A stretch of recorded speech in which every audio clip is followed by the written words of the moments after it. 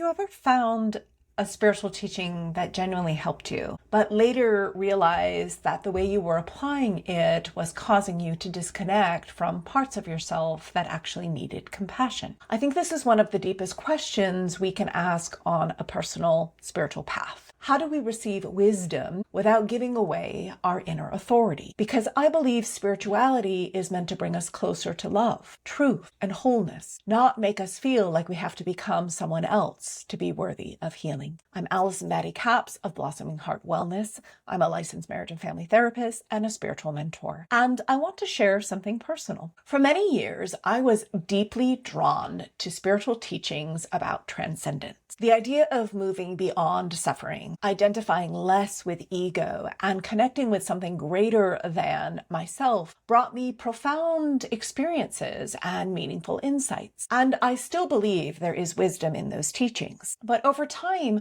I noticed something important. When transcendence became a way of moving away from my emotion, my relationships, or the pain of being human, something felt incomplete. I found myself not wanting a spirituality that taught me to rise above my humanity. I wanted a spirituality that helped me bring more love, more awareness, and more compassion into my humanity. And that realization changed the way that I understand healing. Today, I don't see transcendence and embodiment as enemies. I believe different people may be called to different paths at different times in their lives. For some people, transcendence may bring profound freedom and healing. For others, healing may happen through embodiment, through feeling emotions, repairing relationships, working with the nervous system, and learning to fully inhabit their human experience. And for many of us, healing may involve both. The question I come back to is not which path is the right path, which path is the highest path. Instead, I find myself asking the question, does this path help me become more loving, more present, more compassionate, and more connected? Those are things that I personally deeply value, and I invite you to consider where your values lie. And this is the approach that I take with my clients. Recently, I worked with someone who was exploring two very different approaches to healing. One path involved a desire for profound spiritual transformation to rise above and be already healed. Another involved a slower, more embodied process of healing through relationships, through emotions, through lived experience. And I did not tell her which path was correct. My role was not to replace her inner wisdom with what I felt was the appropriate path. My role was to help her become quiet enough, present enough, and connected enough to herself